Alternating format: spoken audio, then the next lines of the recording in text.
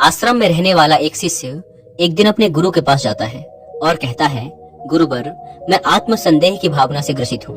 मैं अपने ऊपर विश्वास नहीं कर पाता।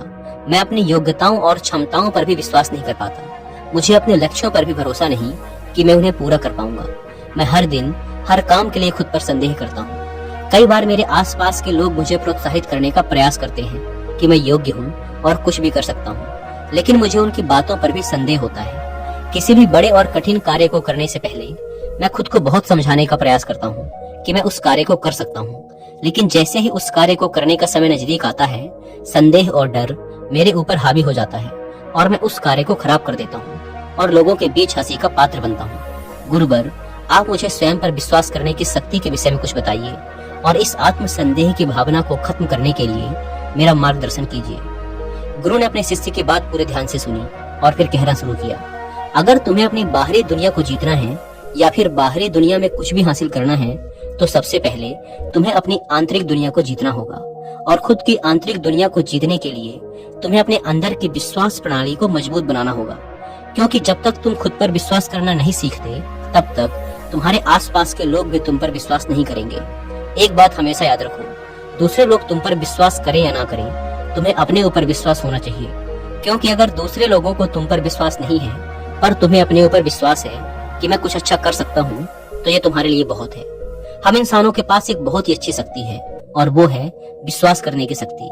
हर अलग अलग इंसान हर परिस्थिति को अपने नजरिए से देखता है और यही वो शक्ति है। जिस तरह से हमारे विश्वास होंगे, उसी नजरिए से हम अपने आसपास की घटनाओं को देखेंगे और हमारा आत्मविश्वास भी उसी तरह का होगा। इसे एक छोटी सी कहानी से समझो। एक बार एक राजा ने 2 पक्षी खरीदे। फिर उसने अपने माली से कहा कि वो इन दोनों पक्षियों को उड़ना सिखाए। कुछ दिनों बाद माली ने देखा कि उन दोनों में से एक पक्षी ने उड़ना सीख लिया, लेकिन दूसरा पक्षी उड़ नहीं पा रहा था। वो पक्षी बस एक पेड़ की डाली पर बैठा रहता था। माली उस पक्षी को उड़ाने की बहुत कोशिश करता था, लेकिन कोई भी फायदा नहीं हुआ। एक दिन जब दोनों पक्षियों को आसमान में उड़ते राजा ने देखा, तो वो बहुत आश्चर्य में पड़ गया। उसने माली से पूछा कि तुमने ऐसा कैसे किया? इनमें से केवल एक ही पक्षी उड़ता था, दूसरा बिल्कुल भी नहीं उड़ता था, तो तुमने दूसरे पक्षी को उड़ना कैसे सिखाया? माली ने उत्तर दिया कि मैंने उसे उड़ाने के बहुत ज्यादा प्रयास किए, लेकिन वह फिर भी नहीं उड़ा। इसीलिए मैंने उस डाली को ही काट दिया जिस पर वो बैठा रहता था। उस दिन के बाद से धीरे धीरे उसने उड़ना सीख लिया। कहानी खत्म करने के बाद गुरु ने कहा कि यही हालत इंसान की भी है। इंसान अपने दुखों से और अपनी परेशानियों से चिपका रहता है। वह अपने आराम क्षेत्र में बैठा रहता है और फिर कहता है कि मैं ये नहीं कर सकता। अगर तुम किसी चीज के लिए प्रयास करोगे ही नहीं, अगर तुम आगे अपना काम करोगे ही नहीं, तो फिर तुम्हें परिणाम भी नहीं मिलेंगे। ज्यादातर लोग बस बैठे रहते हैं और फिर ये सोचते हैं कि उन्हें विश्वास करने और सोचने से सब कुछ मिल जाएगा, लेकिन ऐसा नहीं है। अगर तुम्हें विश्वास है कि तुम कुछ अच्छा कर सकते हो, तो तुम्हें काम भी करना पड़ेगा।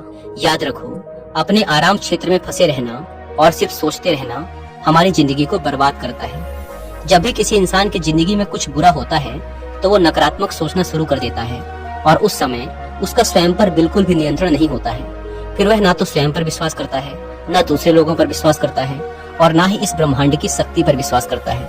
और यही उसकी सबसे बड़ी गलती है। ऐसी परिस्थिति में इंसान सिर्फ 2 चीजें कर सकता है। पहली, या तो वो हार मान ले और उस दुख को और उन विश्वासों को स्वीकार कर ले और खुद पर, लोगों पर, वो ब्रह्मांड पर विश्वास करना बंद कर दे, या फिर वो इस दुख को खत्म करने का रास्ता ढूंढे। उस समय उसके पास इन 2 रास्तों के अलावा कोई तीसरा रास्ता नहीं होता। अगर तुम अच्छा सोचोगे, अगर तुम सकारात्मक सोचोगे, तो उससे होगा ये कि तुम्हारा दिमाग तुम्हारी समस्याओं का समाधान खोजना शुरू कर देगा। जब हम नकारात्मक सोचते हैं, तब हम चिंता और तनाव से भर जाते हैं, जिससे उस समय ना तो हम सही निर्णय ले पाते हैं और ना ही सही तरह से काम कर पाते हैं। इसीलिए जब व्यक्ति दुखी होता है, तो वो और भी ज्यादा गलत काम करने लगता है।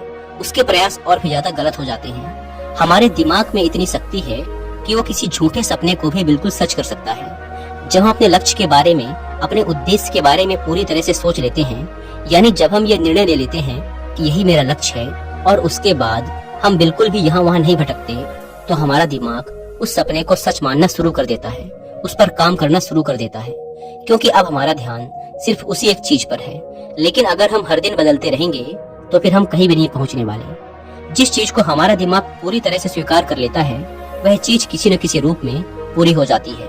अगर तुम ये विश्वास कर लेते हो कि तुम अपने लक्ष्य को पूरा करने में सफल रहोगे, तो तुम्हारा विश्वास उस चीज को सच बना देगा। लेकिन अगर तुम्हारे मन में कोई संदेह रहता है, अगर तुम अपने ऊपर विश्वास नहीं कर पाते, अगर तुम इस ब्रह्मांड की शक्ति पर विश्वास नहीं कर पाते, तो फिर मेरी बात मानो, तुम निश्चित रूप से असफल होने वाले हो। और तुम्हारी असफलता का एक बहुत बड़ा कारण ये है कि तुम अपने ऊपर, इस ब्रह्मांड की शक्ति के ऊपर बिल्कुल भी विश्वास नहीं करते। कहने का मतलब ये है कि तुम्हारे जीवन में नकारात्मक परिस्थितियां कई बार आएंगी, लेकिन ये तुम्हारे ऊपर निर्भर करता है कि तुम कैसी प्रतिक्रिया दोगे।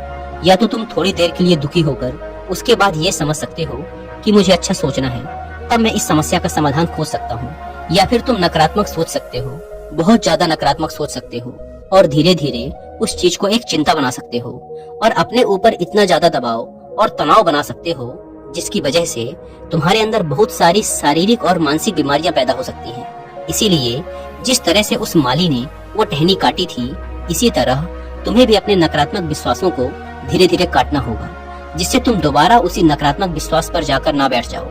जैसे जैसे तुम अपने नकारात्मक विश्वासों को सकारात्मक विश्वासों से बदलते जाओगे, वैसे वैसे तुम्हारे प्रयास, तुम्हारा नजरिया, तुम्हारा सोचने का तरीका, तुम्हारे दिमाग में आने वाले विचार बदलते जाएंगे।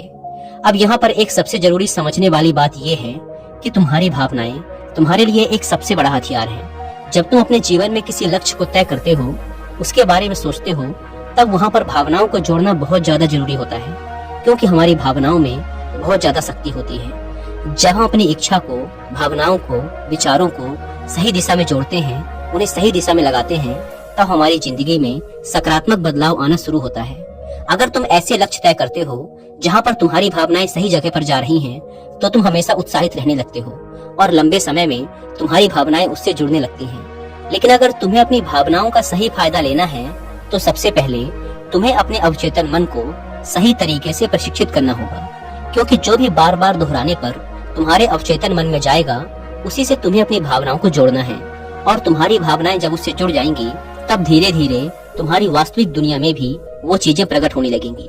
गुरु ने आगे कहा, एक बार यात्रा के दौरान मैं एक बहुत बड़े व्यापारी से मिला। उस व्यापारी ने मुझे बताया कि कैसे उसने अपना व्यापार एक छोटी सी दुकान से शुरू किया था और उसने बहुत बड़े बड़े सपने देखे थे। वह हर दिन बहुत बड़े बड़े सपने देखता था। वह सोचता था कि उसका एक बहुत बड़ा व्यापार होगा जिसकी शाखाएं पूरे देश में होंगी। वह अपनी कल्पना में बड़ी बड़ी दुकानें, बहुत से कर्मचारी, नौकर चाकर, बड़ी बड़ी कोठियां, घोड़ा गाड़ी इत्यादि के चित्र देखता था और वह हर दिन इसको बार बार करता था और पूरे अनुशासन के साथ करता था और बिल्कुल संतुलित कल्पना शक्ति के साथ करता था। वह जानता था कि नियमित, संतुलित और अनुशासित कल्पना से वह अपने सपनों को सच कर सकता है। इसकी वजह से वह अपने अंदर एक चमत्कारिक ऊर्जा को महसूस करता था। जब उसने ऐसा करना शुरू किया, तो धीरे धीरे वह और भी ज्यादा सफलता की तरफ बढ़ने लगा। वह ब्रह्मांड के आकर्षण के नियम से अपनी मनचाही चीजों को अपनी ओर आकर्षित करने लगा। उसने अपनी कल्पना शक्ति का और आकर्षण के नियम का प्रयोग करके अपने सारे सपनों को हकीकत में बदल लिया। उसने वह सब कुछ पा लिया जो उसे अपनी जिंदगी में चाहिए था। गुरु ने आगे कहा कि उस व्यापारी ने मुझसे एक बहुत अच्छी बात कही थी कि जितना आसान खुद की असफल रूप में कल्पना करना है, उतना ही आसान खुद की सफल रूप में कल्पना करना भी है। बस फर्क हमारी सोच और कल्पना का है कि हम क्या कल्पना करेंगे। यह पूरी तरह से हमारे ऊपर निर्भर करता है। याद रखो, भावनाएं ही शक्ति का स्रोत है। इसीलिए परिणाम हासिल करने के लिए तुम्हें अपनी कल्पना शक्ति को भावनाओं से जोड़ना पड़ेगा। अपने लक्ष्य को अपनी भावनाओं से जोड़कर उन्हें शक्तिशाली बनाना होगा। अपने लक्ष्य को बार बार मत बदलो, उन्हें एक बार निश्चित कर लो। उन्हें अपनी कल्पनाओं में पूरा होता हुआ देखो और उनसे अपनी भावनाओं को जोड़ना शुरू करो। उनके लिए सकारात्मक रहो और फिर बस उनके प्रति ईमानदार बने रहो। धीरे धीरे तुम्हारे सारे नकारात्मक विश्वास, तुम्हारे सारे डर खत्म होने लगेंगे। समस्याएं तब भी आएंगी, लेकिन तब तुम उनके समाधान उतने ही अच्छे तरीके से निकालोगे। ये फायदा है जब हम अपने ऊपर विश्वास करते हैं, जब हम सकारात्मक कल्पना करते हैं और जब हम उस कल्पना से अपनी भावनाओं को जोड़ देते हैं। इसीलिए आज से, अभी से अपने मन में नियंत्रित और सकारात्मक कल्पना करना शुरू करो। अपने मनचाहे परिणाम को अपनी कल्पना में बनाओ। ये तुम्हारे नियंत्रण में है। तुम अपनी कल्पना में खुद को असफल होते हुए भी देख सकते हो और सफल होते हुए भी देख सकते हो।